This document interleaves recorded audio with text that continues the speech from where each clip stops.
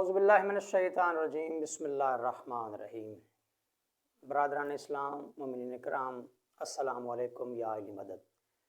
گلفام دربا کر اپنے YouTube channel ذکر و عرفان 1472 کے توسط سے آپ سے محض گفتگو ہے۔ گزارش کہ چینل کو سبسکرائب کریں، دوست احباب کو بھی دعوت دیں تاکہ زیادہ سے زیادہ احباب تک میری گزارشات اور میری بات پہنچتی رہے۔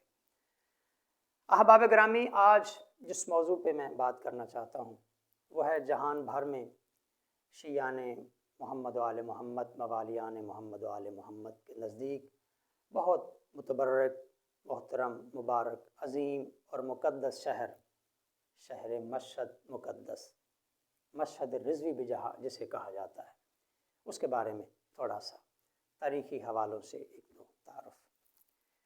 ایران، مملکت ایران کا بہت مشہور و معروف ایک صوبہ ہے، صوبہ خراسان۔ یہ وہی خراسان ہے جسے بنو عباس نے اپنا پایہ تخت بنایا۔ تھوڑے عرصے کے لیے وہ کوفہ کو دارالخلافہ بنا کے وہاں رہے، پھر اپنی سیاسی ضرورت اور مصلحت کے تحت خراسان کو دارالحکومت بنایا، اور خراسان کے بعد پھر بغداد کی بنیاد رکھی عباسی بادشاہوں نے، اور پھر بغداد کو کوئی شک نہیں اس میں کہ بغداد کو بہت زیادہ ترقی دی انہوں نے، اور بغداد ایک عظیم شہر کے طور پہ دنیا کے نقشے پہ نمودار ہوا۔ وہاں بہت سے عباسی خلفاء نے بغداد میں حکومت و سلطنت وہاں سے چلائی۔ تو خراسان باقاعدہ سے پہلا دارالخلافہ تھا بنو عباس کی حکومت کا۔ اسی خراسان کا ایک مشہور و معروف شہر ہے طوس۔ اس طوس کی ایک اور نسبت ہے، سرکار علامہ آیت اللہ شیخ جعفر طوسی، جن کا لقب ہے شیخ الطائفہ، یعنی ان کا لقب ہے شیخ الطائفہ۔ یہ اتنی بڑی علمی شخصیت ہے، ان کے بارے میں الگ سے انشاءاللہ علماء کا ایک سلسلہ شروع کروں گا، تو اس میں شیخ جعفر طوسی کا انشاءاللہ تفصیل سے تذکرہ کریں گے۔ اسی شہر طوس کے رہنے والے تھے شیخ جعفر طوسی۔ تو کتب اربع جو ہماری حدیث کی 4 کتابیں ہیں، ان میں سے 2 کتابوں کے مصنف اور مؤلف ہیں شیخ جعفر طوسی صاحب، اسی طوس کے رہنے والے تھے۔ اسی طوس شہر کے نواح میں ایک چھوٹی سی بستی، ایک گمنام سا گاؤں تھا جس کا نام تھا پرانا سناد باد۔ یہ پرانا نام تھا۔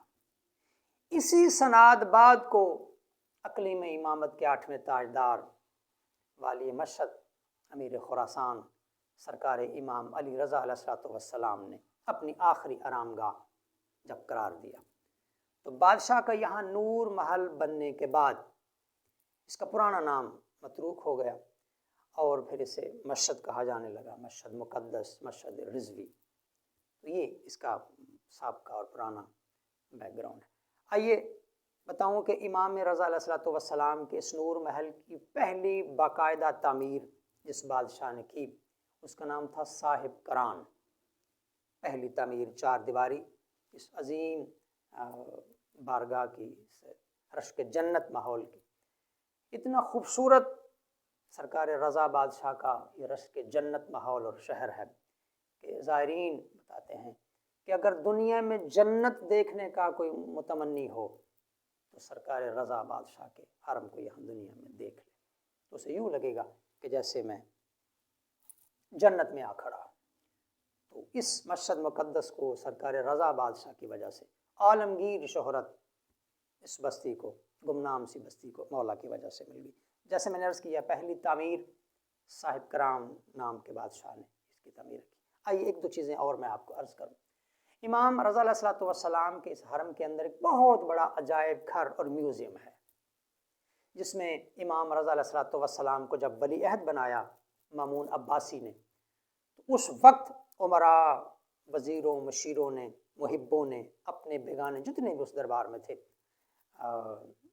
صاحب نظر لوگ، عہدیدار، انہوں نے بہت قیمتی تحائف جو امام کو ہدیہ کیے تھے، وہ تحائف آج بھی اس میوزیم میں رکھے ہوئے ہیں۔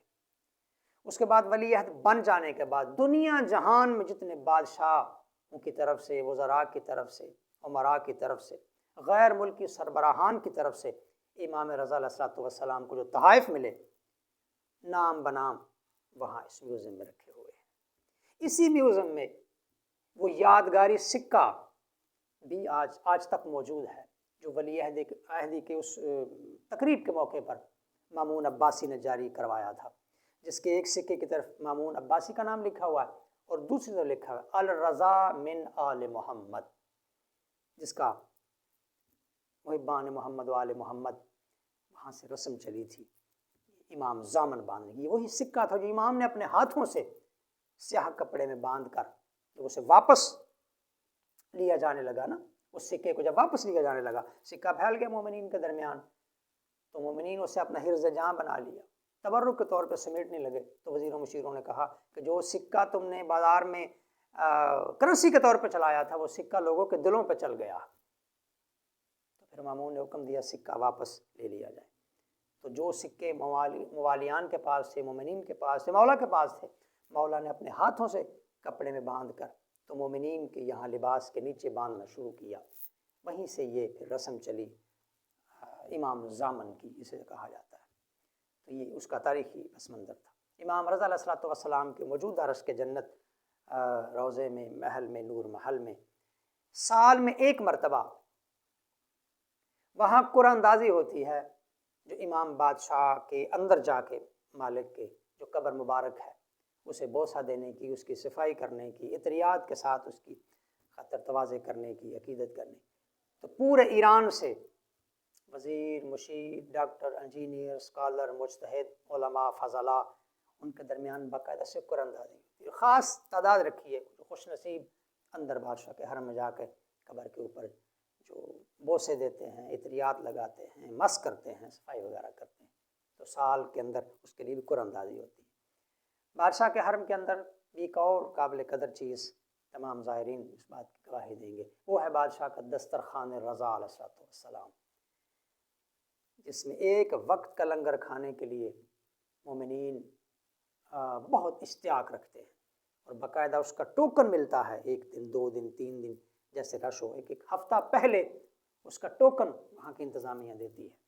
تو ایک وقت کا لنگر جو وہاں سے مل جاتا ہے تو مومنین اسے بہت سعادت سمجھتے ہیں۔ آہستہ آہستہ صاحب کرام بادشاہ سے لے کر لمحہ موجود تک ہر وقت کے بادشاہ نے اپنی دین، دنیا اور آخرت کو سنوارنے کے لیے سرکار امام رضا علیہ السلام بادشاہ کے حرم کو اپنی حیثیت کے مطابق، اپنی توفیق کے مطابق اسے توسیع دی، اور آج میرے بادشاہ کا جو حرم ہے وہ دیکھنے کے لائق ہے، وہ روزہ دیکھنے کے لائق ہے۔ میری دعا ہے محمد و آل محمد بادشاہ امام زمانہ تمام مومنین جو زائرین، جو زیارات کی تڑپ رکھتے ہیں، انہیں سرکار مشہد کا، والی مشہد کا بادشاہ کے روزے کی زیارت نصیب فرمائے۔ السلام علیکم یا علم۔